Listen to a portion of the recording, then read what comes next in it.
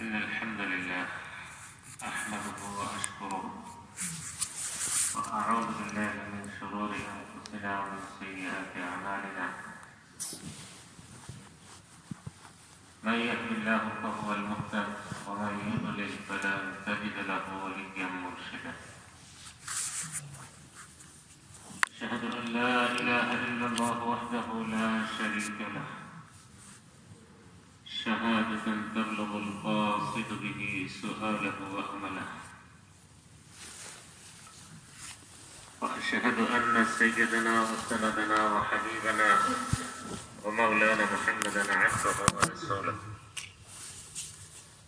صلوات الله عليه وعلى آله وعلى أصحابه الذين كانوا يسعون بالحق ولا يخافون في الله لومة لائمين رضوان الله تعالى عليهم أجمعين. أما بعد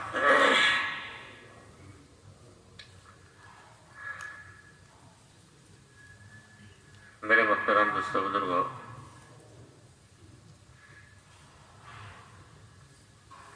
আল্লাহ পাক রব্বুল আলামিন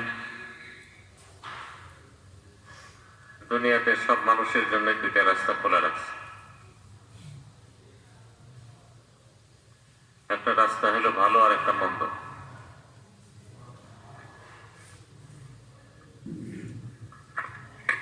কোরআনে কারীমে আল্লাহ তাআলা ইরশাদ ফরমান,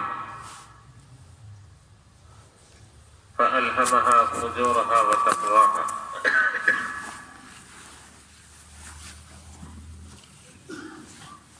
আল্লাহ তাআলা সব মানুষের সামনে দুইটা রাস্তা রাখছে। একটা হলো তাকওয়া পরহেজগারি রাস্তা, আর একটা হলো ফিসক ও ফুজুর নাফরমানির রাস্তা।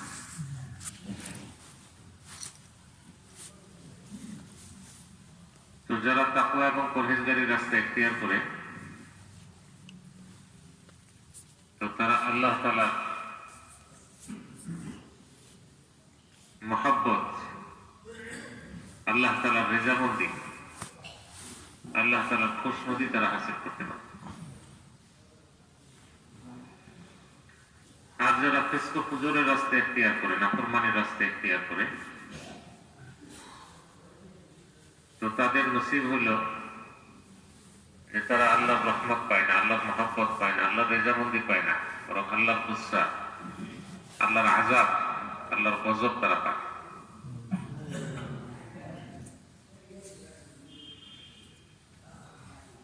এই জন্য আল্লাহ তাআলা সমস্ত আম্বিয়া আলাইহিমুস সালাতু ওয়াস সালামদেরকে দুনিয়াতে পাঠিয়েছেন। উদ্দেশ্য হলো যাতে করে নবীরা মানুষকে তাকওয়া এবং পরহেজগারির রাস্তায় রাহবরি করে। এটা নবীদের আগমনের উদ্দেশ্য, যে মানুষের সামনে তাকওয়া পরহেজগারির রাস্তাকে খোলা।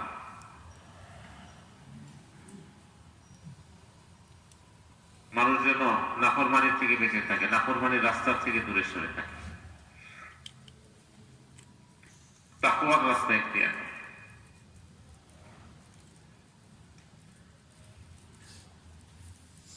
নাফরমানির মধ্যে, গুনাহের রাস্তার মধ্যে একটা তো আছে যে একেবারে প্রকাশ্য বিষয়, প্রকাশ্য কুফর, শিরক, মূর্তি পূজা, এগুলি একেবারে প্রকাশ্য শিরক, প্রকাশ্য নাফরমানি, সুস্পষ্ট নাফরমানি এগুলি। আবার কিছু কিছু নাফরমানি আছে যেগুলি একেবারে অতি সূক্ষ্ম, খুব সূক্ষ্ম। আর এই সূক্ষ্ম নাফরমানির রাস্তায় মানুষকে বেশি কাবু করে শেখা। দুনিয়াতে হায়াত এবং জিন্দেগি একভাবে চলে, কিন্তু মরার সময় বেঈমান হয়ে কবরে।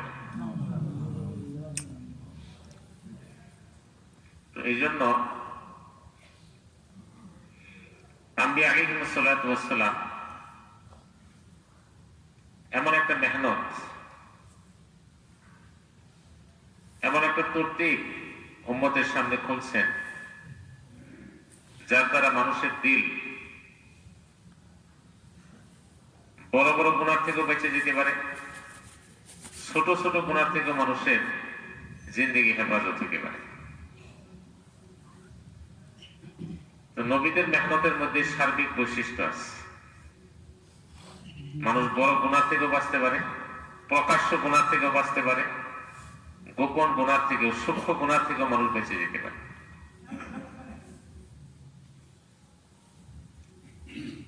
তো আম্বিয়া আলাইহিস সালাতু ওয়াস সালাম যে মেহনত দুনিয়াতে নিয়ে আসছেন গুনাহমুক্ত জীবন গড়ার লক্ষ্যে, তাকওয়া পরহেজগারি ওয়ালা জীবন ইখতিয়ার করার জন্য, সে মেহনতটা হলো দাওয়াতের মেহনত।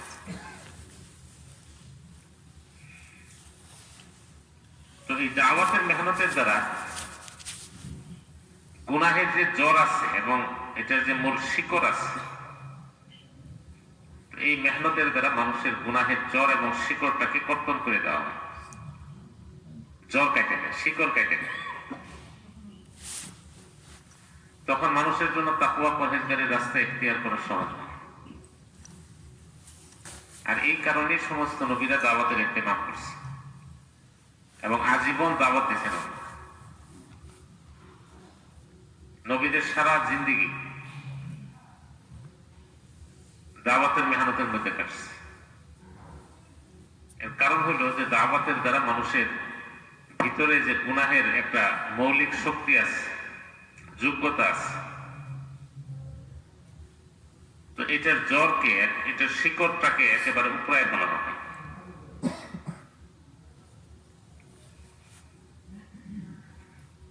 যেমন আমাদের এক বুজুর্গ আলেম, উনি মেশাল দিয়ে বুঝাইছেন যে জঙ্গলের মধ্যে বিকালবেলা বানর খেলা করে, বাচ্চা নিয়ে দৌড় করে, নিজেরা ফাল মেরে এই গাছে চড়ে ওই গাছে চড়ে, এই ডালের থেকে ওই ডালে, খুব আমোদ এবং ফুর্তির মধ্যে তারা সময় পার করে বিকালের সময়। তো ওই সময় জঙ্গলের মধ্যে কিছু কেউটা সাপ থাকে ছোট ছোট, এরাও ঘুরে। তো সাপ যখন অন্য কিছু নড়াচড়া টের পায়, তখন সাপের চরিত্র হইল একটু ফুসকির চরিত্র। এখন বান্দর সে বাচ্চা নিয়ে খেলতেছে অথবা সঙ্গী সাথীর সাথে খেলতেছে, দৌড়াদৌড়ি করতেছে, ছোটাছুটি করতেছে, আর দেখে যে সাপ খালি একটু বড় বড় ফুসফুস করে। তো এর দ্বারা বানরের খুব ডিস্টার্ব হয়, তার আনন্দের মধ্যে খুব ভাটা পড়ে যায়, সে এটাকে অস্বস্তিকর মনে করে। তখন বানর বুদ্ধি করে একটু দূর থেকে টার্গেট করে সাপের ঘাড়ের মধ্যে ধরে, ধইরা ফাল মেরে গাছের কাছে যায়, ডালের মধ্যে বসে, এরপরে সাপের মাথাটারে গাছের ডালের মধ্যে ঘষে। তো ঘষার পরে আবার একটু দেখে, যদি দেখে জিব্বা নাড়াইতেছে, নেমনে করতেছে, তো বানর তখন চিন্তা করে যে যেটা ছেড়ে দিলে আবার ফুসফুস করো, আবার ঘষে। তো ঘষে সেটা আবার দেখে, যদি দেখে যে জিব্বা নড়তেছে নেমনে, তো আবার ঘষা। যতক্ষণ পর্যন্ত এই সাপের এই জিব্বাটা নড়া বন্ধ না হয়, ততক্ষণ পর্যন্ত বানর ডোবতে থাকে।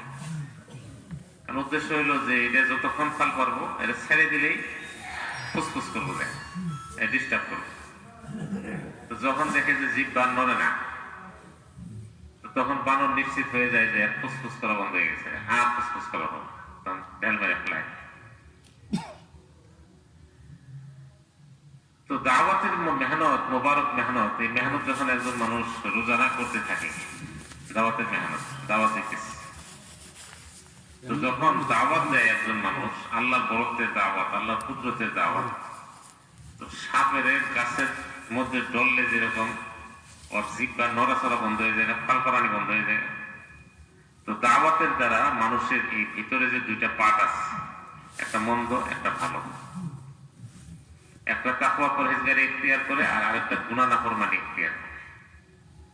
এখন এই যে পাঁচটা গুনাহ এবং নাফরমানি ইখতিয়ার করে, এবং এই জজবা যে পার্টের মধ্যে আছে, যখনই দাওয়াত দেয় তখন এটার মধ্যে একটা ভাষা পড়ে, পড়লে ওই নফসের জিব্বা যেটা আছে ওইটা আর ফাল পারে না, দমন হয়ে যায়।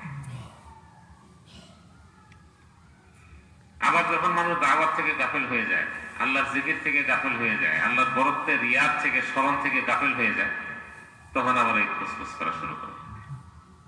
তখন বিভিন্ন রকমের কুমন্ত্রণা মাথার মধ্যে আসে। তো তখন বিভিন্ন রকমের খারাপ পরিকল্পনা ভিতরে সৃষ্টি হয়, আর শয়তানের খুব কাজে লাগে। যখন দেখে যে ভিতরে একটা কুমন্ত্রণার সৃষ্টি হয়েছে, হাদিসের মধ্যে আসছে যে ওই সময় শয়তান মানুষের ঘাড়ের মধ্যে এসে বসে, ঘাড়ের মধ্যে। আর শয়তান যখন মানুষকে ওয়াসওয়াসা দেওয়ার জন্য ঘাড়ে এসে বসে, তখন শয়তান মশার আকৃতি ধরে আসে, মশার আকৃতি, মশার মতো একটা আকৃতি ধরে ঘাড়ের মধ্যে বসে। তো মশার যেমন একটা চিকন সুর আছে, একদম চিকন, এটা সূক্ষ্ম হওয়ার কারণে অনেক সময় একেবারে কাপড়ের উপরে বয়ে থাকে, কিন্তু ওই সূক্ষ্ম হওয়ার কারণে কাপড় ভেদ করে একদম ওই চামড়ার মধ্যে আস্তে করে গিয়ে পুশিং মারে মশা।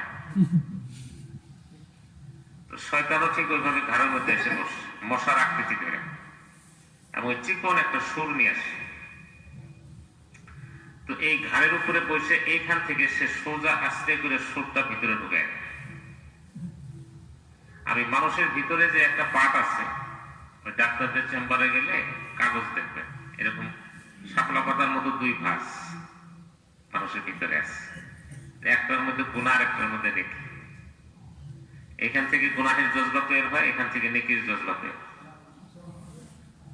তো শয়তান ওই জায়গা থেকে সুরটা বসায়া মানুষের যেই জায়গায় ভিতরে গুনাহের পরিকল্পনার সৃষ্টি হয়, তো ওই সুরটা দিয়ে ঠিক ওই জায়গায় নাড়াচাড়া করে। এখন এই নফসের জিহ্বা আর এই শয়তানের সুর, এই দুইটা যখন যায় একসাথে মিলে, তখন মানুষ অপকর্মটা করেই ফেলে, নাফরমানি করেই ফেলে, গুনাহ করেই ফেলে। আর যখন দাওয়াত দেওয়া শুরু করে, দাওয়াত আল্লাহর বরত্বের দাওয়াত, নফস আল্লাহর বড়াইয়ের আওয়াজ ছাড়া থামে না। এটা হলো নফসের চরিত্র, আল্লাহর বরত্বের আওয়াজ ছাড়া নফস এটা থামে না। আর শয়তানও আল্লাহর বরত্বের আওয়াজ ছাড়া কাবু হয় না।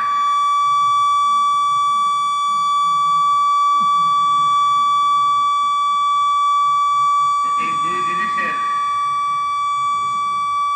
অত্যাচার বন্ধ করার জন্য সবচেয়ে সহজ রাস্তা যেটা, সেটা হলো যে দাওয়াতের রাস্তা এখতিয়ার করে, দাওয়াত দেওয়া। দাওয়াত দিলেই বন্ধ হয়ে যাবে।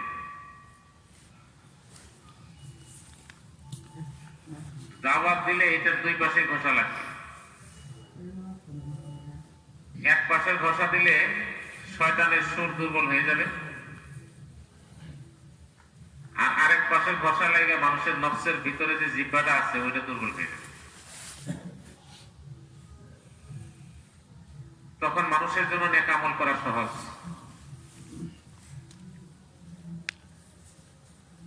এই জন্য আমি আলাইহিস সালাতু ওয়াস সালাম দাওয়াতের মেহনত নিয়ে দুনিয়াতে আসছে।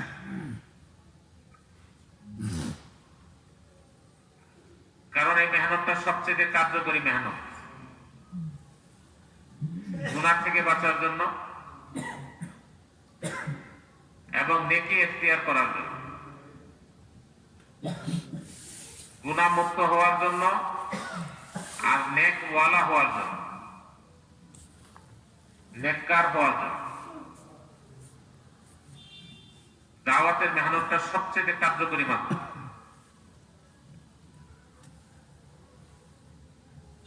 এই জন্য মেরে মুহতারাম দোস্ত বুজুর্গ, আম্বি আলাইহিস সালাতু ওয়াস সালাম,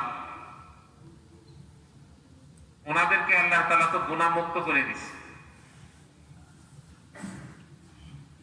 নবীদের ভিতরে যে জায়গাটা মধ্য থেকে গুনাহের জজবা তৈরি হয়, এটা আল্লাহ তাআলা পবিত্র বানায় দিয়েছে।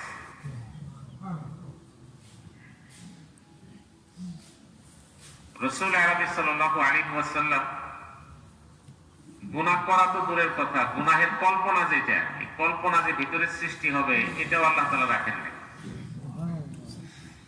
জিবরাইল আমিন আলাইহিস সালাতু ওয়াস সালামকে দিয়ে ওপেন হার্ট সার্জারি করায় একদম হাউজে কাউসার থেকে পানি নিয়ে এসে ওই পাটটাকে সুন্দর করে এমন ভাবে ধৌত করে দিচ্ছেন যে এখানে গুনার কল্পনা আসে। কিন্তু এছাড়া সারা দুনিয়ার মানুষ তারা শয়তানের চ্যালেঞ্জের মুখোমুখি। দুনিয়াতে সব মানুষ শয়তানের চ্যালেঞ্জের মুখোমুখি।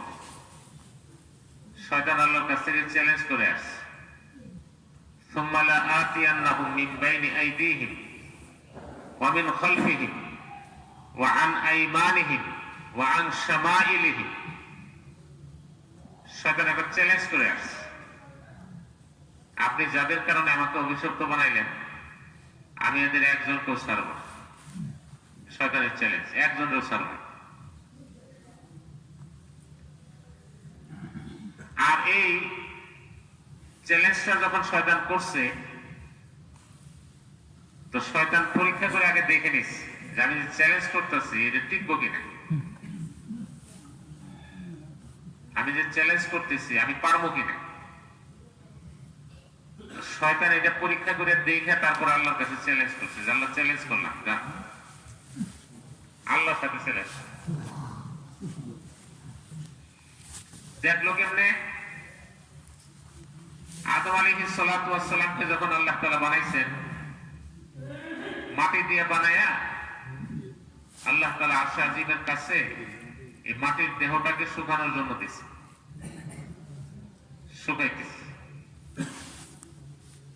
এখন মাথা থেকে পা পর্যন্ত সমস্ত অঙ্গ প্রত্যঙ্গ, এর মধ্যে ফাঁকা জায়গা, একটা খোলাসা জায়গা হলো মানুষের পেট।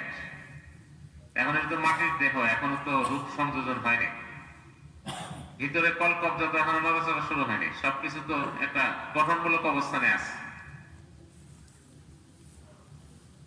শয়তান গিয়া আদম আলাইহিস সালাতু ওয়াস সালামের ওই দৈহিক অবয়বটার মধ্যে পেটের কাছে গিয়ে এমনি এমনি বাইরেতেছে। যখন ভিতরে খালি থাকে আর উপর থেকে বাড়ি দেওয়া হয়, তখন একটা ঢপঢপ আওয়াজ হয়। যেমন একটা খালি কলসি, এটার মধ্যে যদি বাড়ি দেওয়া হয় তা আওয়াজটা একরকম হবে, আর কলসির ভিতরে যদি পানি থাকে তখন বাড়ি দিলে আওয়াজটা ভিন্ন রকম হবে। শয়তান গিয়ে বাড়ি দিয়ে দেখে যে ভিতরে খালি জায়গা আছে না, ঢপঢপ করতেছে। তখন শয়তান নিশ্চিত হয়ে গেছে যে চ্যালেঞ্জ করলে বিফলে যাবে না, কাজে লেগে যাবে। জায়গা আছে মধ্যে, কুমন্ত্রণা দেওয়ার মতো জায়গা আছে। এই জন্য শয়তান চ্যালেঞ্জ করছে, সুম্মা লাআতিয়ান্নাহুম মিন বাইনি আইদিহিম, যে আমি তাদেরকে সামনের দিক থেকে ধোঁকা দিব, পিছনের দিক থেকে ধোঁকা দিব, ডান দিক থেকে ধোঁকা দিব, বাম দিক থেকে ধোঁকা দিব, চতুর্দিক থেকে ধোঁকা দিব। এটা শয়তানের চ্যালেঞ্জ,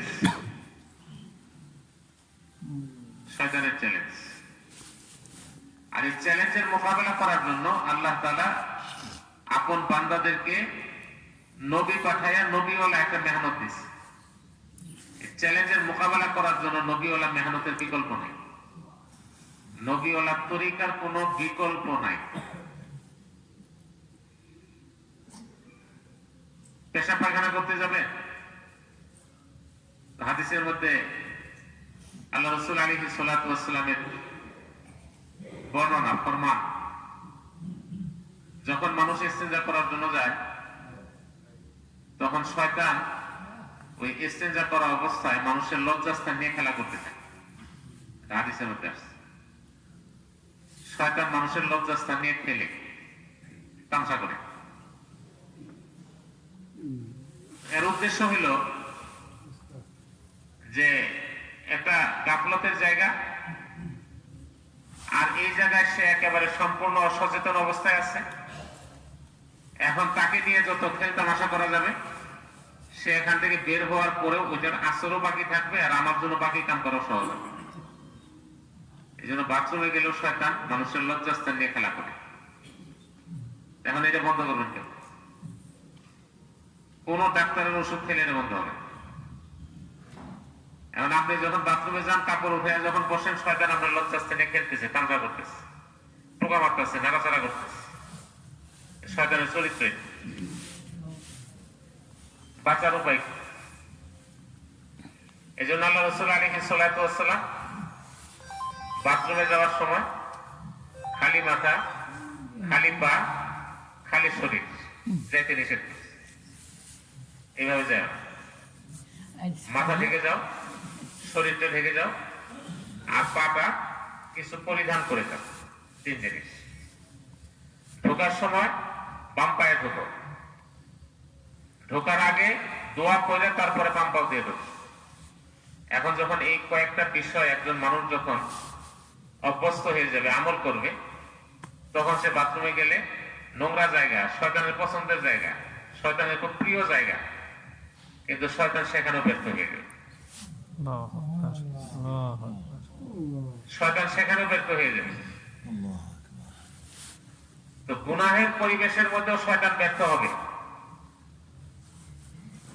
নেকের পরিবেশের মধ্যেও শয়তান ব্যর্থ হয়ে যাবে, যদি আল্লাহ রাসূল আলাইহিস সালাতু ওয়াস সালামের তরিকা ইখতিয়ার করা। শয়তানের চ্যালেঞ্জ থেকে বাঁচার জন্য, যে চ্যালেঞ্জ দিয়ে সে দুনিয়াতে আসছে, এটা থেকে বাঁচার জন্য কারে নবুয়ত। আল্লাহ রাসূল আলাইহিস সালাতু ওয়াস সালামের নবুয়তি জিন্দেগি অনুসরণ, অনুকরণ আমার ভিতরে নিয়ে আসা ছাড়া বিকল্প কোনো রাস্তা নেই। তো তাহলে একজন মানুষ গুনাহের পরিবেশের মধ্যে থাকার পরেও সে শয়তানের ওয়াসওয়াসা থেকে বেঁচে যাবে এবং সেখানেও সে গুনাহমুক্ত জীবন ইখতিয়ার করার সুযোগ পাবে। হাদিসের মধ্যে আসছে, ইযা উবিলাতিল খাতিআতু ফিল আরদ মান শাহিদাহা ফাকারিহাহা কানা কামান গাবা আনহা। যদি কেউ গুনাহের পরিবেশের মধ্যে থাকে, নিরুপায়, এখন নিরুপায় হয়ে সে গুনাহের পরিবেশের মধ্যে পড়ে গেছে, ইযা উবিলাতুল খাতিআ, গুনাহের পরিবেশ কায়েম হয়ে গেছে। মান শাহিদাহা ফাকারিহাহা, সেই গুনার পরিবেশের মধ্যে আছে, গুনাহের পরিবেশের মধ্যে আছে, কিন্তু গুনাহের প্রতি তার দিলের মধ্যে ঘৃণা আছে, ঘৃণা। এটা বোঝানোর জন্য বলতেছি, বোঝা দরকার, ভাষা শুনতে খারাপ গেলেও বোঝা দরকার। ইমাম গাজ্জালী রাহমাতুল্লাহ আলাইহি মানুষের ব্রেন এবং স্মৃতি শক্তি কমার জন্য, কমে যাওয়ার জন্য অনেকগুলি বিষয় আলোচনা করছে। এই কাজগুলি করলে মানুষের ব্রেন কমে যায়। যেমন নাপিতের দোকানে গিয়ে ওই আয়নার ভিতরে ফ্যাশন ডিজাইন, চুল এমনি এমনি ভাঁজ করা, দাড়িতে এমনি এমনি মিল করা, এগুলির দ্বারা মানুষের ব্রেন কমে যায়। এগুলি ব্রেন কমার একটা মাধ্যম। এরকম অনেকগুলি মানুষের ব্রেন স্মৃতি শক্তি দুর্বল হওয়ার আলামত বয়ান করছেন ইমাম গাজ্জালী রাহমাতুল্লাহ আলাইহি হাদিসের আলো। তার মধ্যে উনি একটা বয়ান করছেন, কিন্তু জানার বিষয়, জানতে হবে। অনেকে এই যখন বাথরুমে যায়, এখন এটা কিন্তু গুনাহের পরিবেশ, গান্দা পরিবেশ, পচা পরিবেশ, নাফরমানির পরিবেশ, পেশাব করতেছে, পায়খানা করতেছে, ভালো জায়গা না। কিন্তু ইমাম গাজ্জালী রাহমাতুল্লাহ আলাইহি লেখছেন, অনেকে পায়খানা করে সেটা আবার নিচের দিকে চায় দেখে, শক্ত বাড়াইলো না নরম বাড়াইলো, বেশি বাড়াইলো না কম বাড়াইলো, আছে অনেকের এরকম চরিত্র আছে, দেখে। এখন এই গুনাহের প্রতি তার নেফরত নাই, ভিন্ন জিনিস, পচা জিনিস, দুর্গন্ধযুক্ত জিনিসের দিকে তাকাইতে তার কোনো চোখে বাঁচতেছে না, রুচিতে বাঁচতেছে না। এমন রুচিহীন মানুষ যারা হয়, এরকম নোংরা চরিত্রের অধিকারী যারা হয়, তাদের ব্রেন কমে যায়, স্মৃতি শক্তি দুর্বল হয়ে যায়, তাদের স্মৃতি দুর্বল হয়ে যায়। তো গুনাহের পরিবেশ, মন্দ পরিবেশ, খারাপ পরিবেশ, খারাপ পরিবেশ, তো সেইখানেও একজন মানুষ নিজেকে হেফাজত করতে পারে, সেইখানেও একজন মানুষ নিজেকে হেফাজত করতে পারে যদি মুহাম্মদ রাসূল সাল্লাল্লাহু আলাইহি ওয়াসাল্লামের মুবারক তরিকা তার সামনে থাকে। মুবারক তরিকা, কেমন জায়গায় পায়খানা করতে হয়, কেমন জায়গায় পেশাব করতে হয়, কোন দিকে ফিরে করতে হয়, কিভাবে করতে হয়, সতর্ক কতটুকু উন্মুক্ত করতে হয়, পচা জায়গা, কিন্তু সেখানে গেলে একজন মানুষ নেকি কামাই করে চলে আসতে পারে যদি আল্লাহ রাসূলের তরিকা। সেইখান থেকেও নেকি কামাই করে সে ফিরে আসতে পারে, অনেক নেকি কামাই করতে পারে। এই জন্য মেরা মুহতারাম দোস্ত বুজুর্গ, গুনাহের পরিবেশ ইযা উমিলাতিল খাতিআতু ফিল আরদ, আল্লাহ রাসূল বলেন যখন জমিনের কোথাও কোনো অংশে যখন গুনাহের পরিবেশ কায়েম হয় আর একজন নিরুপায় হয়ে সেই গুনার পরিবেশের মধ্যে পড়ে গেছে, নিজের চোখে দেখতেছে পরিবেশটা গুনাহ, পরিবেশটা গুনাহ, তো এটা দেখার পরে তার দিলের মধ্যে সীমাহীন ঘৃণা, ফাকারিহা, সে এতে খুশি হয় না, বরং মনটা খারাপ হয়ে গেছে, আমি গুনাহের পরিবেশের মধ্যে পড়ে গেলাম, এরকম নাফরমানির চিত্র আমার সামনে আর আমি সেখানে পড়ে গেলাম, দিলের ভিতরে সীমাহীন ঘৃণা নাফরমানির জন্য। তো আল্লাহ রাসূল বলেন যে কাল কিয়ামতের দিবসে তার আমলনামায় লেখা থাকবে যে সে ওই সময়টা কোনো গুনার পরিবেশও যায় না, নিজের চোখে কোনো গুনাহ দেখেও না, বরং ওই সময়টা সে নেক আমলের পরিবেশে ছিল এবং নেক আমল করতেছিল, এটা তার আমলনামায় লেখা থাকবে। মান শাহিদাহা ফাকারিহাহা কানা কামান গাবা আনহা। আল্লাহ রাসূল বলেন যে সে এমন হয়ে গেল যে সে ওই গুনাহ দেখেও নাই, ওই পরিবেশে যায়ও নাই, তার আমলনামা একেবারে মুক্ত, ফ্রেশ, সুন্দর, টাটকা থাকে। তো গুনাহের পরিবেশের মধ্যেও একজন মানুষ ভালো থাকতে পারে, সেখান থেকেও সে নেকি কামাই করতে পারে, সেখান থেকেও সে নেকি কামাই করতে পারে যদি আল্লাহ রাসূলের তরিকা তার সামনে থাকে। আবার নেকির পরিবেশের মধ্যেও একজন মানুষ গুনাহ কামাই করতে পারে, নেকির পরিবেশের মধ্যে একজন মানুষ গুনাহ কামাই করতে পারে, পরিবেশটা নেক, পরিবেশটা নেক, নেকের পরিবেশ।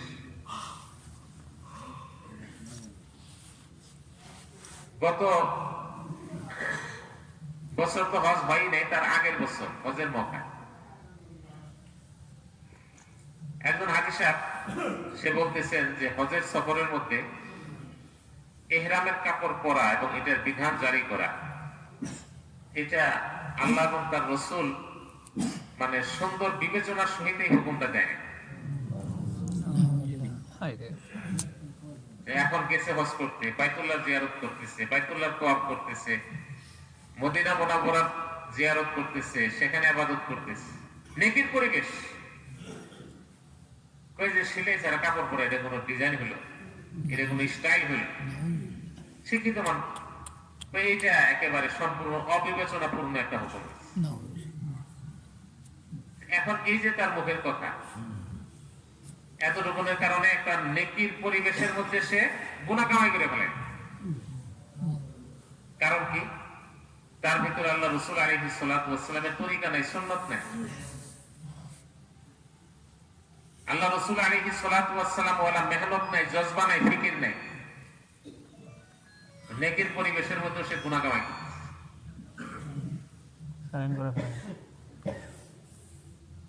ইহরামের কাপড় পরা এটা রুচিশীল মানসিকতার সাথে মিলে না।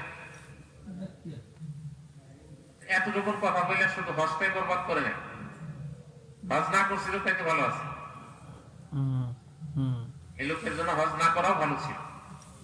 এখন তো হজ হইল না, হইলই না, বরং আল্লাহ রাসূল আলাইহিস সালাতু ওয়াস সালামের একটা সুন্নাত, আল্লাহর একটা হুকুমকে সে অস্বীকার করার কারণে তার হয়তো ঈমানই রইল।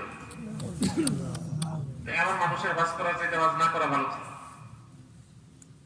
কারণ লোকটা টাকা হয়ে গেছে, এখন শয়তানে এরে এমন ভাবে ঘায়েল করছে, টাকার দ্বারা সে সফর তো করে আসছে, কিন্তু নেকের সফরের মধ্যে সে গুনাহ ভর্তি করে তারপর বাড়িতে আসছে, গুনাহ ভর্তি করে আসছে। এই জন্য মেরে মোহতারাম দোস্ত বুজুর্গ, ভালো এবং মন্দ দুইটাই আল্লাহর সৃষ্টি। সব মানুষ যাতে ভালো রাস্তা ইখতিয়ার করতে পারে, এই জন্য আল্লাহ তাআলা আম্বিয়া আলাইহিস সালাতু ওয়াস সালাম থেকে পাঠিয়েছে নমুনা হিসেবে, মডেল হিসেবে। তো আম্বিয়া আলাইহিস সালাতু ওয়াস সালামের কামকে যদি কেউ কাম বানায়, তার আমলকে যদি কেউ আমল বানায়, তার মেহনতকে যদি কেউ নিজের মেহনত বানায়, তার সিরাত এবং তার সুরতকে যদি নিজের সিরাত এবং সুরতের সাথে মিলায়, তো আল্লাহ তাআলা তার জন্য যে কোনো পরিবেশে, যে কোনো অবস্থায় আল্লাহ আল্লাহ তাআলা তার জন্য তাকওয়া এবং পরহেজগারির জিন্দেগি ইখতিয়ার করা আল্লাহ সহজ করে দেয়। সুবহানাল্লাহ। আজকে দুনিয়াতে খুল্লম খোলা নাফরমানির পরিবেশ কিছু আছে, আমাদের বাংলাদেশও আছে। জাফলং যান, খুল্লম খোলা গুনাহের পরিবেশ। চট্টগ্রাম বিচে যান, সেখানে একদম খুল্লম খোলা নাফরমানির পরিবেশ। কিন্তু দুনিয়াতে যে সমস্ত জায়গায় নাফরমানির একেবারে মারাত্মক খুল্লম খোলা পরিবেশ, তার মধ্যে ইন্দোনেশিয়া অন্যতম, বালি দ্বীপ। এরপরে এই বালি ছাড়াও আরো 2-3টা আছে, গিলি আয়ের, গিলি তাওয়াগান, আর কি কি জানি ভুলে গেছে, অনেক আগের কথা।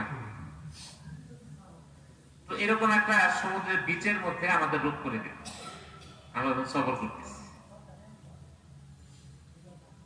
তো যাওয়ার জন্য যে জাহাজে উঠাইল আমাদেরকে, এই জাহাজে ন্যূনতম মানবিক আকল এবং বিবেক, সুস্থ বিবেক যার মধ্যে আছে, সেই জাহাজের মধ্যে উঠতে পারে না।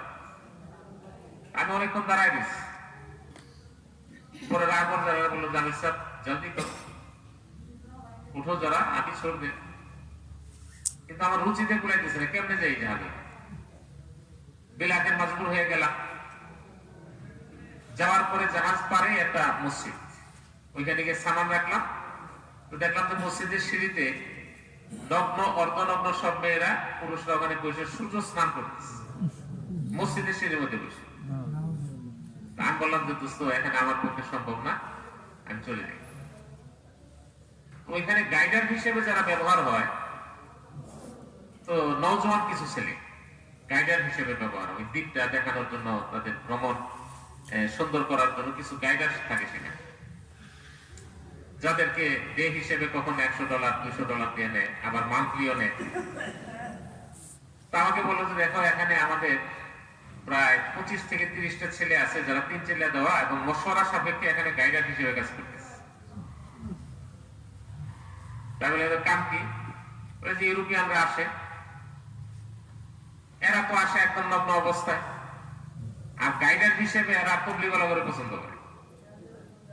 তাহলে মেয়ে মানুষগুলো এসে যখন একটা ছেলে মানুষকে গাইডার হিসেবে নেয়, তো এদের কি অবস্থা? ওরা বললো যে আমি সব মশওয়ারার সাথে আছে, তো আল্লাহর মেহেরবানি নতিজা এতটুকু যে প্রতি বছর এখান থেকে 25-30 জনের মতো প্রতি বছর এখান থেকে আসে ইউরোপিয়ান কুফরি কালচার, কুফরি ইয়াকিন আর কুফরি মানসিকতার জজবা নিয়ে, আর উলঙ্গ হয়ে আসে এখান থেকে আল্লাহর মেহেরবানি ইমানের জজবায় উজ্জীবিত হয়ে ইমান কবুল করে একেবারে সুন্নতি পোশাকের সহিত নিজের এলাকায় ছিলেন।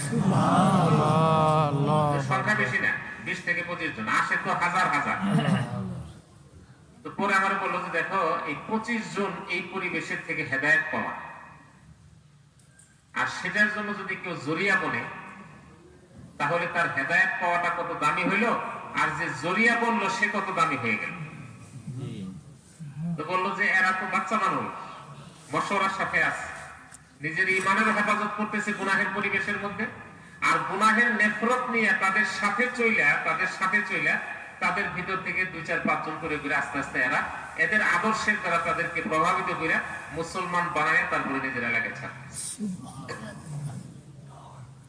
আমার বললো যে তোমরা তো আসছো ওস্তাদ, আমরা তো জানি যে বাংলাদেশের তবলিগওয়ালা যারা বিদেশ সফরে আসে অবস্থা, ওস্তাদের অবস্থা যদি দুরবস্থা হয়, তাহলে ছাত্রী যা আছে কিন্তু সব আগামী দিনে ফেল মারবে। তো পরে আমি বললাম ঠিক আছে, তাহলে থাকি। দেখলাম সেখানে পরিবেশ গুনাহের, আপাত মস্তক গুনাহের পরিবেশ, কিন্তু সেখান থেকে নেকি কামাই করতেছে, সেখানে দিন জিন্দা করতেছে, সেখান থেকে উম্মতের জন্য নমুনা বানাইতেছে।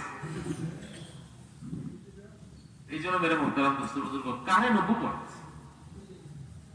আল্লাহ রাসূল আলাইহিস সালাতু ওয়াস সালাম ওয়ালা মেহনত যখন মানুষের সামনে থাকে, গুনাহের পরিবেশের মধ্যে আল্লাহ তাআলা তাকে নেকি কামাই করার সুযোগ দিয়ে দেয়। সুবহানাল্লাহ। আপনি কারে নবুয়ত না থাকে, তাহলে নেকির পরিবেশের মধ্যে মানুষ গুনাহ কামাই করার সুযোগ দেয়। গুনাহ কামাই, নেকির পরিবেশ, একজন মানুষ ব্যবসা করবে, এটা নেকির পরিবেশ। কারণ একজন ভালো সৎ সাধু ব্যবসায়ীর জন্য আল্লাহ রাসূল কত সুন্দর সুসংবাদ দিয়ে গেছে, সে জান্নাতি হবে, সিদ্দিকিনদের সাথে, সোহাদাদের সাথে, সালেহিনদের সাথে তার হাসর হবে, সে জান্নাত পাবে। এবং ব্যবসায়ীর জন্য ঘোষণা, কিন্তু দুনিয়ার সামান্য স্বার্থের কারণে, দুনিয়ার সামান্য স্বার্থের কারণে আল্লাহ পছন্দ করে বুঝতেছে যে আমি কিনবার হবে, একেবারে মিথ্যা কথা। এখন এই এতটুকু মিথ্যার সংমিশ্রণের দ্বারা তার পুরো ব্যবসাটা হারাম বানায় নেয়। তো আসিল নেকি কামাই করার একটা পরিবেশ, সেখানে রাসূল আরবী সাল্লাল্লাহু আলাইহি ওয়াসাল্লাম ওয়ালা মেহনতের আসর না থাকার কারণে, তার তরিকা সেখানে উজ্জীবিত না হওয়ার কারণে নেকের পরিবেশের মধ্যে প্রতিনিয়ত সে হারাম আর গুনাহ কামাই করছে, হারাম আর গুনাহ কামাই। আর দাওয়াতের মেহনত এটা তো সবার জন্য, কাফের মুশরিকের জন্য, মুসলমানের জন্য, মুসলমানের জন্য। আমরা এখানে যারা আছি, আমাদের এখনকার পর্ব যেটা, সেটা হলো যে আমরা মুসলমানরা, আমরা মুসলমান যাদেরকে ঈমানের কালেমা পড়ে আল্লাহ তাআলা আগ বাড়ায় দিচ্ছে, কদম সামনে বাড়ায় দিচ্ছে। এখন আমাদের জন্য হলো, যদি দাওয়াতের মেহনত আমরা না করি তাহলে নেকির পরিবেশে গুনাহ হওয়ার আশঙ্কা আছে, নেকির পরিবেশে গুনাহ হওয়ার আশঙ্কা আছে। আর গুনাহের পরিবেশে গেলে সেখানে কি হওয়ার আশঙ্কা থাকে? গুনাহ। এখন এই জিনিসটা আপনাদেরকে বুঝে রাখি, একজন মানুষের মধ্যে যদি নবীওয়ালা ফিকির না থাকে, নবীওয়ালা দরদ না থাকে, নবীওয়ালা মেহনত না থাকে, নবীওয়ালা তরিকা না থাকে, নবীওয়ালা তর্জ না থাকে, নবীওয়ালা সিরত না থাকে, তো তাহলে সে নেকির পরিবেশে গিয়েও গুনাহ কামাই করে। এখন যে লোকটা নেকির পরিবেশে গিয়ে গুনাহ কামাই করে, সে যদি গুনাহের পরিবেশে আসে তখন কি হয়? তখন হয় এটা আমি আপনাদের সামনে আলোচনা করতে চাইছি। এখন মানুষ মুসলমান, মুসলমান তার ভিতরে যদি নবীওয়ালা মেহনত, নবীওয়ালা ফিকির, নবীওয়ালা কাম, নবীওয়ালা জজবা, নবীওয়ালা সিরত না থাকে, নবীওয়ালা সুন্নত না থাকে, তাহলে সে নেকের মধ্যে গুনাহ কামাই করে। আর এই লোকটা যে নেকির মধ্যে গুনাহ কামাই করে, সে যদি গুনাহের মধ্যে লাগে তাহলে তার কি হয়? সে কি কামাই করে? উলামায়ে কেরামের একেবারে মুহাক্কিকানা কওলে, তাহকিকি কওল, যে গুনাহ তো গুনাহ, যখন এই গুনাহ মানুষ করবার জন্য যায়, তখন মানুষের মধ্যে, মুসলমানের মধ্যে তিনটা তবকা হয়। গুনাহ করতে গিয়ে তিনটা তবকা। এক নম্বর হলো যে সে গুনাহকে গুনাহ মনে করে, যে না কামটা আসলে ভালো না, আর কামটাকে মন্দ জানার পরে তার ভিতরেও আছে যে না এটা করবো না। এখন আল্লাহর জন্যই হোক আর মানুষের জন্যই, অনেকে হয়তো এই জন্য বেঁচে যায়, মানুষের কি করে মান সম্মান আছে না, তার মানে সে গুনাহকে গুনাহ মনে করতেছে। আর চক্ষু লজ্জার কারণে সে ওই গুনাহটা করতেছে না, করতে চাইতেছে না, চক্ষু লজ্জার কারণে ধরে নিল, আল্লাহর ভয় বাদী দিল, চক্ষু লজ্জার কারণে সে সেই গুনাহটা করতেছে না, করতে চাইতেছে না। কিন্তু নফসের ধোঁকায়, অথবা শয়তানের ধোঁকায়, অথবা পরিবেশ এবং বন্ধু বান্ধবের পাল্লায় করে ফেলেছে। এটা হলো গুনাহের মধ্যে এক জাতীয় মানুষের অবস্থা। গুনাহ করতে গিয়ে এটা মানুষের একটা তফাৎ, গুনাহকে গুনাহ মনে করতেছে, আর লজ্জার কারণে গুনাহটা করার ইচ্ছাও তার মধ্যে নেই, কিন্তু নফসের কারণে, অথবা শয়তানের ধোঁকার কারণে, অথবা বন্ধু বান্ধব, অথবা পরিবেশগত কারণে কইরা ফেলেছে, কিন্তু সে করতে চায় না। কামটা খারাপ, ভালো। এটা হলো গুনাহ করতে গিয়ে মানুষের, মুসলমানের মধ্যে এটা একটা তফা, খারাপ জানে এবং করতে চায় না, হয়ে গেছে, যেমনি হোক হয়ে গেছে, এটা একটা তফা। দ্বিতীয় নম্বর হলো যে মানুষ যখন গুনাহ করে তখন আরেকটা তফা, সেটা হলো জানে যে এটা গুনাহ, জানে এটা গুনাহ, কিন্তু এরপরেও করবো আমি, কেটা কি করবো, খেয়া বলি দিল আছে না নাই, আমি করবো, তোর বাবা দেখায়নি, তুই কার বলা দিছি আমার সামনে কথা কর, দেখাই ছেড়ে দে। মানে ওই যে একে তো চুরি আরো সিনাজুরি, একে তো চুরি আরো সিনাজুরি, মানে গুনাহটা দুঃসাহসিকতার সহিত করতেছে।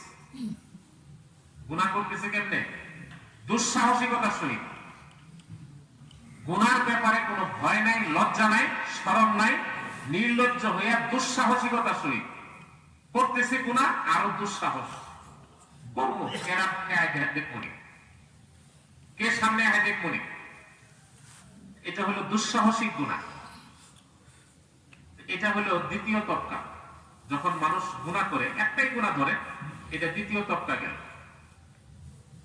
গুনাহকে গুনাহ মনে করছে এবং সেটার প্রতি দিলের মধ্যে ঘৃণা আছে, করতে চায় না, হয়ে গেছে, হয়ে গেছে।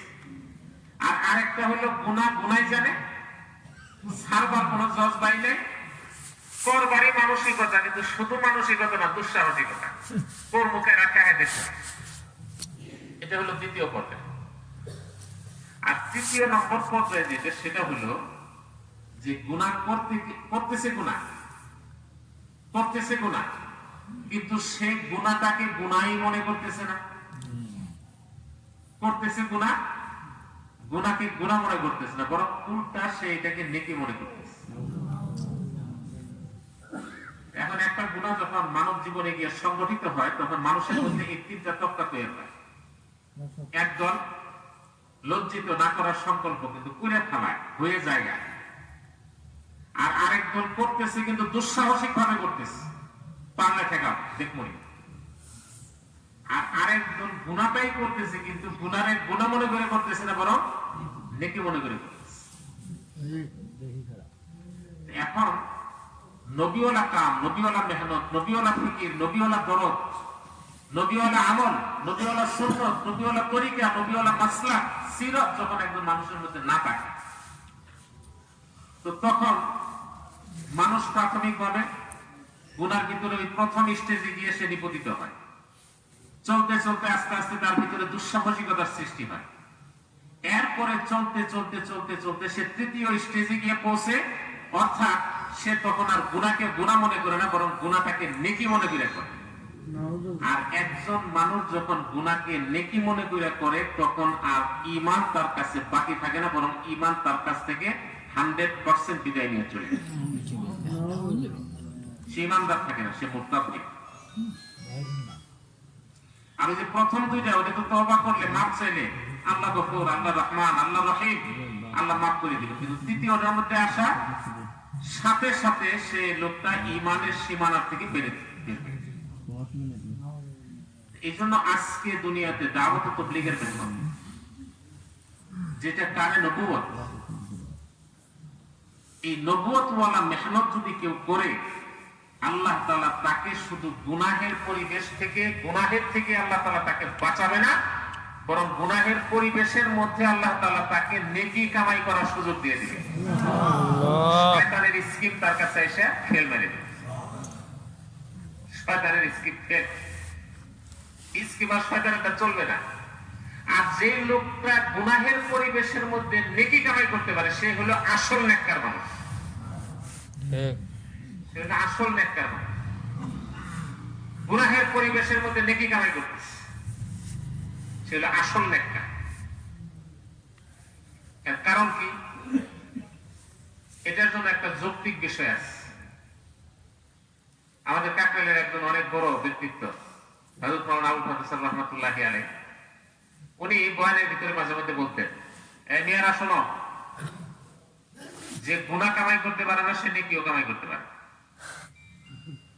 যখন প্রাথমিকভাবে ওনার মুখে সবাই কথা শুনতো, সবাই তখন অস্থির হয়ে যেত, কয় কি? উনি বলতেন যে গুনাহ করতে পারে না, সে নেকিও করতে পারে। যার ভিতরে গুনাহ করার যোগ্যতা আছে, সেই নেক কাম করতে পারে। যার ভিতরে গুনাহ করার যোগ্যতা আছে, সেই নেক কাম করতে পারে। যেমন একজন মানুষের চোখ নাই, চোখ নাই, এখন এই চোখ দিয়ে হাজারো রকমের গুনাহ করার সুযোগ আছে, হাজারো রকমের গুনাহ করার সুযোগ আছে চোখের মধ্যে। যদি হেফাজত করে চোখটারে, তো গুনাহের পরিবর্তে তার ভিতরে নেকি আসতে থাকে। তো আগে গুনাহের যোগ্যতা আছে, এরপরে তার মধ্যে নেকির যোগ্যতা হাসিল হয়েছে। এখন চোখই নাই, তো গুনাহ করার যোগ্যতাই নেই। আমি চোখ দিয়ে সে নেক কাম কেমনে করবে? নেকি হাসিল কেমনে করবে? নেকি হাসিল করার সুযোগ নাই তো। সে তো আর নেকি হাসিল করতে পারতেছে। এই জন্য গুনাহ করার যোগ্যতা সবার মধ্যে আছে। সব বনি আদম গুনাহগার, সবার মধ্যেই গুনাহ করার যোগ্যতা আছে। খায়রুল খাত্তাঈন, আর গুনাহ তো করেই মানুষ, কিন্তু গুনার মধ্যে নিপতিত হওয়ার পরে যে তওবা করে সে হলো সর্ব উত্তম গুনাহকারী। গুনাহ করে আবার উত্তম হয়, গুনাহ করে আবার উত্তম হয়ে যায়, কারণ সে গুনাহ করতে চায় না। কখনো হয়ে গেলে বসে থাকে না, সাথে সাথে ইস্তেগফার করে ফেলে। তো আল্লাহ তাআলা গুনার মধ্যেও তারা নেকি দিয়ে দেয়। সে তো গুনাহের মধ্যেও নেকি কামাই করে, গুনাহের মধ্যেও নেকি কামাই করে, করছে গুনাহ, করছে গুনাহ, কিন্তু সাথে সাথে ইস্তেগফার এবং এমন তওবা, ইস্তেগফার এবং এমন তওবা, এখন আর গুনাহ গুনাহ নাই, বরং গুনার জায়গাটাকে আল্লাহ তাআলা নেকি দিয়ে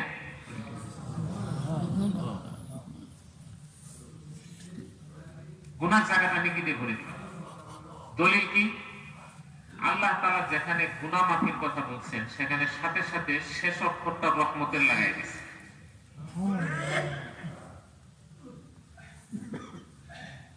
আল্লাহ গফুর, ওয়া কানা আল্লাহু গফুরার রহিম। আল্লাহ গফুর, মাফ করে দেন, মাফ করে দিছেন। এরপর আবার রহমত কিসের?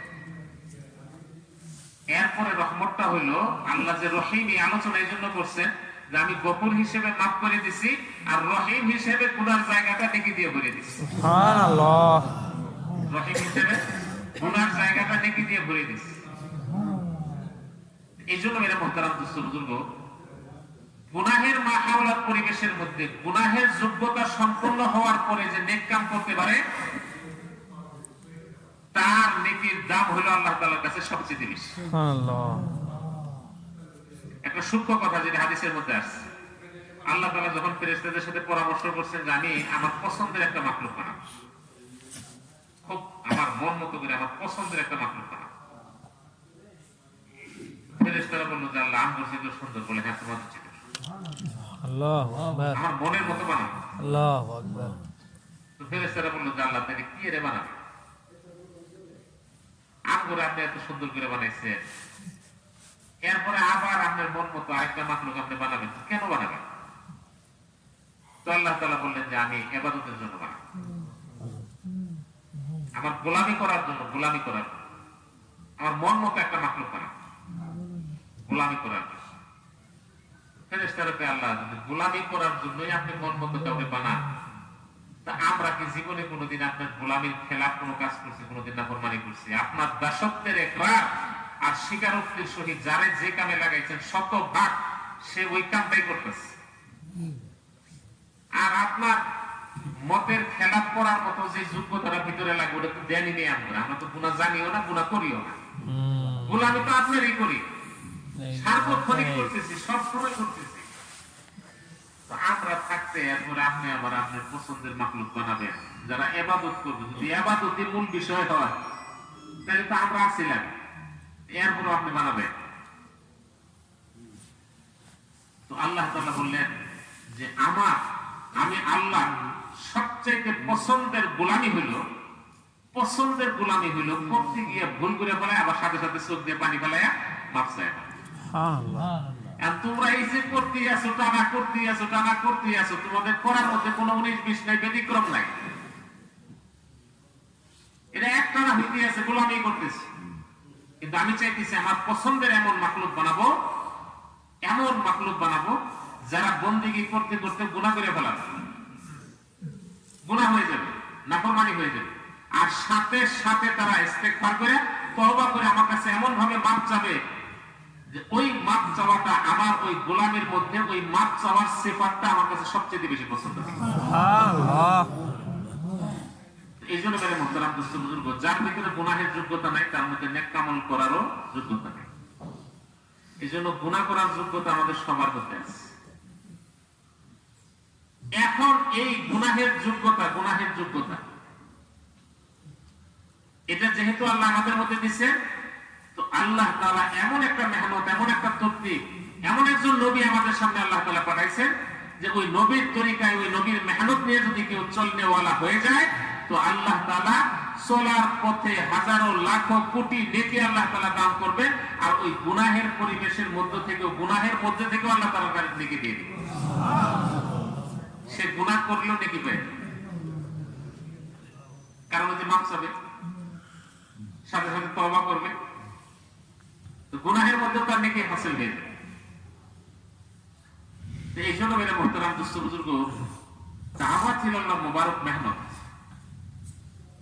এই মেহনতটা সব মুসলমানের জন্য বিশেষভাবে, আর সারা দুনিয়ার মানুষের জন্য আমভাবে।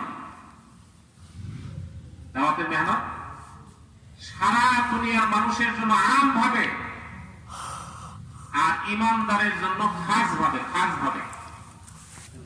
কারণ একজন ইমানদার মানুষ যখন দাওয়াতের মেহনত করবে, এই মেহনতের দ্বারা দুনিয়ার সবচেয়ে উঁচা নেকি আল্লাহ তাআলা তাকে দান করবে, আর পাশাপাশি সে মানুষ হিসেবে ভুল হবে, মাফ চাবে, আল্লাহ তাআলা ওই ভুলের কারণে আল্লাহ তাআলা তার মাগফিরাতের উপরে ভিত্তি করে আল্লাহর পছন্দের নেক আমল হিসেবে সাব্যস্ত করে গুনার জায়গাটারে নেকি দিয়ে বলে। এই জন্য দাওয়াতের মেহনত এটা সব মুসলমানের খুসুসি মেহনত। তা না হলে নেকির পরিবেশে মুসলমান গুনাহ করে বসে থাকে, আর শুধু গুনাহ করবে না, করতে করতে তৃতীয় ধাপে গিয়া ঈমান হারা হয়ে বসে থাকে। সবাই জানবো মুসলমান, মইরা দেখবো কাফের। এই জন্য মেরে মোহতারাম দোস্ত বুজুর্গ, জমিনের তালিকায় মুসলমান হওয়া যথেষ্ট না, বরং আরশে আজিমে যে মুসলমানের তালিকা আছে, ওই জায়গায় নিজের মুসলমান বানাতে হবে। ওই তালিকায় আমি মুসলমান হইতে হবে, আরশে আজিমের তালিকায়। ওই তালিকার মধ্যে আমার নাম উঠাইতে হবে যে আমি মুসলমান। আর মেরে মোহতারাম দোস্ত বুজুর্গ, আরশে আজিমের তালিকায় নাম ওঠানোর জন্য সবচেয়ে সহজ নিরাপদ ওয়ে যেটা, সেটা হলো দাওয়াত ইলাল্লাহ মুবারক। একদম সমাজের সব শ্রেণীভুক্ত মানুষের জন্য এই মেহনতের ওয়েতে, রাস্তায় ওই আরশে আজিমের তালিকায় মুসলমানের লিস্টের নাম ওঠানো সহজ। ওইখানে নাম ওঠানো সহজ।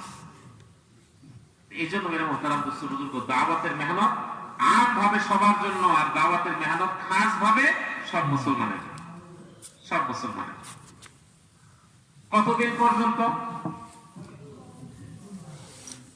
পর্যন্ত এটা বলে আমি শেষ করি। কতদিন পর্যন্ত দাওয়াতের মেহনত? যতক্ষণ পর্যন্ত একজন মানুষের ভিতর থেকে, মানুষের নফসের থেকে শয়তান যতক্ষণ পর্যন্ত বিদায় না নিবে। শয়তান যখন কোন মানুষের কাছ থেকে বিদায় না নিবে, ততক্ষণ পর্যন্ত দাওয়াতের মেহনত করতে হবে। এখন শয়তান মানুষের কাছ থেকে বিদায় কখন নেই? তোর খেলা তুই সামলাগে, আমি আর নাই, তো তারের কাছে তোর খেলা তুই সামলা, আমি বিদায় নিলাম। দেহ কি বেলা, এই যে শয়তান এই কথা বলে বিদায় নেওয়ার আগ পর্যন্ত আমার সামনে খতরা আছে, ঝুঁকি আছে, শঙ্কা আছে, আর ওই সময় পর্যন্ত সমস্ত ঝুঁকি এবং শঙ্কার থেকে বাঁচার জন্য দাওয়াতের মেহনত খাস ভাবে আমার করা দরকার আছে। এখন শয়তান মানুষের কাছ থেকে কখন বিদায় নেয়? যখন মানুষের তওবার দরজা বন্ধ হয়ে। শয়তান কখন বিদায় নেয়? যখন তওবার রাস্তা বন্ধ হয়ে যায়, তখন শয়তান মানুষের কাছ থেকে বিদায় নিয়ে যায়। কেন? তোরটা তুই বুঝবে, আমি গেলাম, দেহ কি বেলা। এখন তওবার রাস্তা একজন মানুষের সামনে থেকে কখন বন্ধ হয়ে যায়? না, তওবার সুযোগ নাই। তওবার রাস্তাটা মানুষের সামনে থেকে তখন বন্ধ হয়ে যায়, মালাকুল মউত যখন রওনা করে, তখন না। মানুষের যে মউতটা, আজরাইল আলাইহিস সালাম, হাদিসের মধ্যে আসছে যে তখন একজন মৃত ব্যক্তি দেখতে থাকে যে আকাশের থেকে মনে হয় যে এই তারকা রাশির মধ্য থেকে একটা ছোট তারকা বোধ হয় আলোর পত্রিকা হয়ে তার দিকে আসতেছে। আলো দেখে যে একেবারে সেই উপর থেকে একটা আলো আসতেছে। মৃত্যু ব্যক্তি আগেই সর্বপ্রথম আজরাইল দেখে না, আগে দেখে যে একটা আলো আসতেছে, হাদিসের মধ্যে আসছে আলো, তো খুব ভয়ে আসতেছে। তার দৃষ্টির একেবারে নিরাপদ সীমানায় আসার পরে ওই আলোর থেকে আজরাইল আলাইহিস সালামের একদম পুরা অবয়বটাকে আল্লাহ তাআলা সেখানে তার সামনে উদ্ভাসিত করে। এই আজরাইল কেবল প্রকাশ পাইল তার সামনে। এখনো তওবার রাস্তা শেষ হয়নি, এখনো তওবার রাস্তা শেষ হয়নি। আজরাইল রওনা হয়েছে, নিরাপদ দৃষ্টি সীমার মধ্যে চলে আসছে। এখন ওই আলোর থেকে আজরাইল আত্মপ্রকাশ করছে, এখনো তওবার রাস্তা বন্ধ হয়নি। এরপরে আত্মপ্রকাশ করার পরে তখন আজরাইল আলাইহিস সালাতু ওয়াস সালাম তার সঙ্গীদেরকে বলে যে তার সারা জীবনের সমস্ত কর্মের প্রতিফলন এগুলিকে একেবারে পুরা বায়োস্কোপ আকারে তার সামনে, পুরা আসমান জমিন শুদ্ধ তার সামনে তুলে ধরো, যাতে করে সে দেখতে পায় যে তার সারা জীবনের কর্ম কি এবং তার ফলাফল কি। যখন আজরাইল আলাইহিস সালাম আত্মপ্রকাশ করার পরে তার সারা জীবনের রেজাল্ট পেপার দেখা শেষ, রেজাল্ট যখন আউট হয়ে যায় তখন তওবার রাস্তা বন্ধ হয়ে যায়।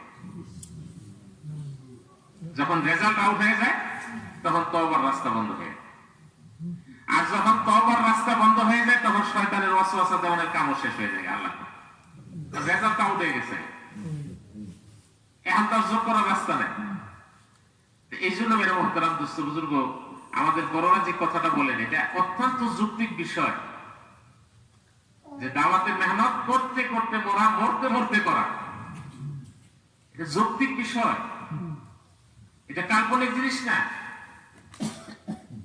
কারণ শয়তান তো আমার কাছ থেকে যতক্ষণ পর্যন্ত বিদায় না নিবে ততক্ষণ পর্যন্ত আমার সামনে সুযোগ আর সম্ভাবনা থাকবে, আর যতক্ষণ আমার সামনে সুযোগ আর সম্ভাবনা আছে ততক্ষণ পর্যন্ত দাওয়াতের মেহনত সবচেয়ে কার্যকরী হিসেবে আমার সামনে চলে আসবে, আমার সামনে চলে আসবে। দাওয়াতের মেহনতের কার্যকারিতা বাকি থাকবে। এই জন্য মেরে মোহতারাম দোস্ত বুজুর্গ, দাওয়াতের মেহনত এটা আম ভাবে সারা দুনিয়ার সব মানুষের জন্য, আর খাস ভাবে সমস্ত মুসলমানের জন্য, তার একেবারে মৃত্যু পর্যন্ত, যাতে করে সে করতে করতে মরতে পারে, মরতে মরতে করতে পারে। এর জন্য আমরা সবাই তৈরি আছি তো ইনশাআল্লাহ, কি বলে? এটা হলো আসল জিনিস, এটা হলো আসল বাস্তবতা। এই বাস্তবতাকে যারা উপেক্ষা করছে দুনিয়াতেও ঠকছে, আখিরাতেও ঠকছে। আর এই বাস্তবতাকে যারা স্বীকার করছে দুনিয়াতেও জিতছে, আখিরাতেও আল্লাহ জিতায় দিবে। এই জন্য জ্ঞানী মানুষ কখনো ঠকতে চায় না, জ্ঞানী মানুষ জিততে চায়। আল্লাহ তাআলা যেহেতু এখনো আমাদের আকল পছন্দ আল্লাহ এখনো সলভ করে দেয়, বিবেকটাকে আল্লাহ এখন নষ্ট করে দেয়, সময় তো বেশি লাগবে না। জিবরাইল আলাইহিস সালামকে পাঠাই দিব, আয়েশা গাড়ির মধ্যে বয়ে আর রক খালি টিভি মেরে থুয়ে যাবো, তোমার শেষ। আগে ভালো আছে, এখন তো তাফসীরে। সে একই মানুষ, মুখ এদাই। আগে কথা বলতে কেউ পাগলা হইতো না, এখন কথা সবাই পাগলা। ও জানবো না যে আমার পাগলা কি এর। এই জন্য পাগলের কিন্তু একটা প্রশ্ন যে আমি জিনু যাবো না, আমার মানুষ পাগলা হয়ে গে। পাগলের কিন্তু একটা প্রশ্ন যে আমি যেখানে যে মানুষ আমার পাগলা হয়ে গে। মেরে মুহতারাম দোস্ত বুজুর্গ, এটা আল্লাহ তাআলার নিয়ামত, আল্লাহর নিয়ামত, আল্লাহর নিয়ামত। একই জবান, একই মুখ, একই ভাষা, একজনে পাগল করতেছে, আরেকজনে ভালো করতেছে। কারণ কি? আল্লাহ তাআলা তার ওই আকলের মধ্য থেকে একটা রক জিবরাইল দিয়া একদম সুন্দর করে এমন একটা টিভি মেরে দিছে, বাস রক ওটা মুদ্রা হয়ে গেছে, কাজ করবে। আগে ভালো আছে না, তাফসীর হয়ে গেছে। সে আগের মতোই মানুষ, আগের মতোই কথা বলে, আগের মতোই সব ঠিক আছে, কিন্তু আগে মানুষ ভালো বলতে হবে, তাফসীর পাগলা। এই জন্য মেরে মুহতারাম দোস্ত বুজুর্গ, আল্লাহ তাআলা এখন পর্যন্ত আমাদের আকল পছন্দ আল্লাহ তাআলা ঠিক রাখছে, আকল ঠিক রাখছে আল্লাহ। এটা আল্লাহর দয়া, এটা আল্লাহর ইহসান, এটা বুঝতে হবে, এটা বুঝতে হবে। বিবেকটা এখনো ঠিক আছে, আর ঠিক জায়গায় আল্লাহ তাআলা ঠিক কামের জন্যই আমাদেরকে জমা করছে, বেঠিক জায়গায় নেয় নেই, বেঠিক কামের মধ্যে না, ভেজাল যুক্ত কাম না, ভেজাল মুক্ত কামের মধ্যে, ভেজাল মুক্ত কামের মধ্যে এবং সহজ কামের মধ্যে, তুলনামূলক সহজ। কারণ নবীদের চাইতে সহজ ফর্মুলা দুনিয়াতে কেউ দিতে পারে না, কিয়ামত পর্যন্ত কেউ দিতে পারে না, এত সহজ ফর্মুলা। এই জন্য রাসূল আরবি সাল্লাল্লাহু আলাইহি ওয়াসাল্লাম যখন মক্কা থেকে হিজরত করে মদিনাতে গেছে, তো মদিনাতে আমরা সবাই ঘটনা জানি, আমি সেদিকে যাব না। একটা ইস্তিকবালি মজমা, হযরত মুসাব ইবনে উমার রাদিয়াল্লাহু তাআলা আনহু মেহনতের দ্বারা, 1 বছরের মেহনতের দ্বারা বিশাল একটা ইস্তেকবালি মজমা তৈরি করেছে। আল্লাহ শাহ মদিনাওয়ালারা আসছে, আমাদের একজন উপযুক্ত শিক্ষক দরকার, উপযুক্ত শিক্ষক যে আপনার সাহাবীদের মধ্যে নিজে দাওয়াত ভালো করে শিখছে আর মানুষকে দাওয়াত সুন্দরভাবে দিতে পারে, যে আপনার কাছ থেকে উত্তম তালিম হাসিল করছে আর মানুষকে উত্তম তালিম দিতে পারে, এরকম একজন পারদর্শী শিক্ষক, পারদর্শী শিক্ষক, উপযুক্ত শিক্ষক। এখন এই উপযুক্ততার জন্য সার্বিকভাবে আমরা যে জিনিসটা মূল্যায়ন করি, যে লোকটা বয়স তো হওয়া দরকার, কেসলেস সামনে পেছাল করে কি মনে করি, একটা বয়সের উপযুক্ততার বিষয় আছে, শারীরিক অবকাঠামোগত একটা বিষয় আছে, সমাজের পরিবেশ পরিস্থিতি এবং সমাজের সার্বিক আহ্বাল অবস্থান এগুলি বুঝবার একটা মেধারত দরকার আছে, মানুষের মন রুচি এগুলি জানবার বিষয় আছে, একটা সামাজিক পরিস্থিতির বিষয় আছে, সামাজিক পরিস্থিতির বিষয়। কিন্তু আল্লাহ রাসূল আলাইহিস সালাতু ওয়াস সালাম একজন একেবারে সদ্য যৌবনে পদার্পণ করা একজন তরতাজা একজন যুবক ছেলেকে আল্লাহর রাসূল তার 1 বছর পরে হিজরত করবেন, এটা আল্লাহর ইলমের মধ্যে আছে। আর আল্লাহর রাসূলের দিলের মধ্যে ঢালছেন যে উপযুক্ত শিক্ষক চাইছে, যে এই ছেলেটা হলো উপযুক্ত শিক্ষক, নওজোয়ান একদম মাত্র যৌবনে পদার্পণ করছে, আর মুসাব ইবনে উমার রাদিয়াল্লাহু তাআলা। কি অবস্থায় উপযুক্ত শিক্ষক দিচ্ছেন দেখেন, দাওয়াতের মেহনতের জন্য উপযুক্ততা হাসিল করার জন্য কোন জিনিসের দরকার। আল্লাহ রাসূল সাল্লাল্লাহু আলাইহি ওয়াসাল্লাম সোহাবে আবি তালেবের মধ্যে বন্দী জীবন যাপন করতেছে, মদিনার কাফেলা আসছে 12 জনের কাফেলা। গত বছর আমরা 6 জন আছিলাম, এই 6 জনে মেহনত করে আমরা 12 জন হয়েছি। এখন একটা পরিবেশ সার্বিক ভাবে তৈরি করার জন্য তো 12 জন যথেষ্ট না। আমরা তো যে বছরে খালি হজের সময় আহি, এই 2-4 কথা হইলে তো আমরা অত উপযুক্ত হওয়ার পাই না, এই জন্য একটা উপযুক্ত শিক্ষক দিয়ে দেন। তো তারা এই দাবি নিয়ে বসে আছে আল্লাহ রাসূলের কাছে। আল্লাহ রাসূল চিন্তা করতেছেন যে উপযুক্ত শিক্ষক। আবার ভিতরে তো এই জিনিসও আছে যে কখন আল্লাহ হুকুম করে মক্কা ছেড়ে চলে যাওয়ার জন্য, পরিবেশ তো সেখানে আগের থেকে তৈরি না থাকলে গিয়ে তো আরেক বিপদ হবে। আর শিক্ষকটা তো ওই মানের দিতে হবে, ওই মানের শিক্ষক, 20-50 বছরের অভিজ্ঞতা সম্পন্ন। আল্লাহ রাসূল চিন্তা করতেছেন কাকে উপযুক্ত শিক্ষক হিসেবে দেওয়া যায়। এর মধ্যে হযরত মুসাব ইবনে উমার রাদিয়াল্লাহু তাআলা আনহু তাকে তার বাপ মা পিটাইতে সারা শরীর জখম করে ফেলছে ঈমানের কারণে, পিটাইছে সারা শরীর জখম। বাপ একেবারে নির্দয় ভাবে পিটাইতে ছেলের শরীর থেকে সমুদয় কাপড় খুলে ফেলছে, যুবক ছেলে।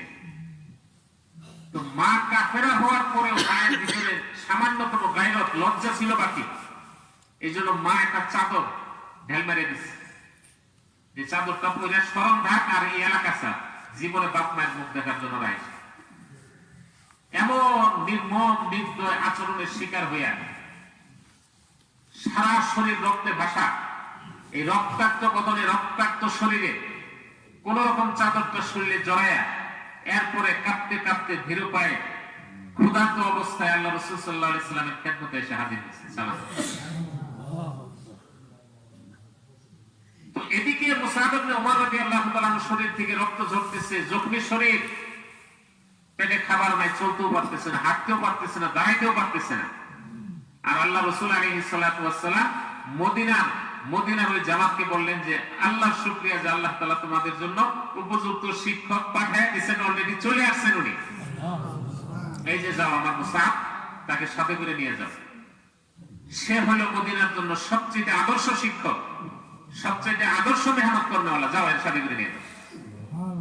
হযরত মুসাব ইবনে উমার রাদিয়াল্লাহু তাআলা ন্যূনতম কোনো আপত্তি করেন না, বলেন যে ইয়া রাসূলুল্লাহ 2-4 দিন একটু সময় দেন, ওষুধ পানি খাই, একটু কোন রকম শরীরটা খারাপ করার মতো একটু অবস্থান হোক না। মেরে মুহতারাম দোস্ত বুজুর্গ, ওই অবস্থায় মুসাব ইবনে উমার রাদিয়াল্লাহু তাআলা মদিনাতে গেছে এবং সেখানে গিয়ে 1 বছর মেহনত করছে। 1 বছর মেহনত করার পরে আল্লাহর হুকুমে আল্লাহ রাসূল সাল্লাল্লাহু আলাইহি ওয়াসাল্লাম সাহাবায়ে কেরাম সহ মদিনার দিকে হিজরত করছে।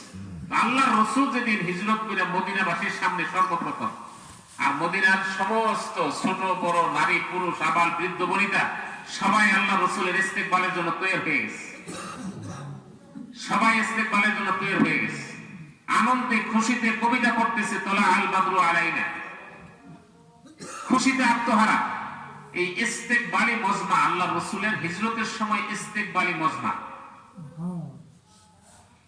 এই মজমার সামনে রসুল আরবি সাল্লাল্লাহু আলাইহি ওয়াসাল্লাম উম্মতের হেদায়েত এবং নাজাতের জন্য যে সহজ প্রেসক্রিপশন দান করছে, সহজ, আল্লাহর কসম দুনিয়াতে এত সহজ প্রেসক্রিপশন আর কেউ কোনোদিন দিতে পারে না, কেউ কোনোদিন দিতে পারে না।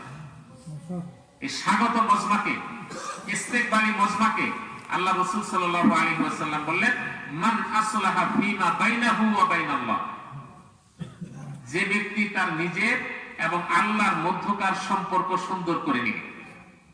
সহজ করুন না, যে ব্যক্তি সে তার নিজের এবং আল্লাহর মধ্যকার সম্পর্ক সুন্দর করে নিবে, আসলাহাল্লাহু লাহু ফীমা বাইনাহু ওয়া বাইনা খালকি, আল্লাহ তাআলা তার সমস্ত মাখলুকের সাথে তার সম্পর্ক আল্লাহ সুন্দর করে দিবে।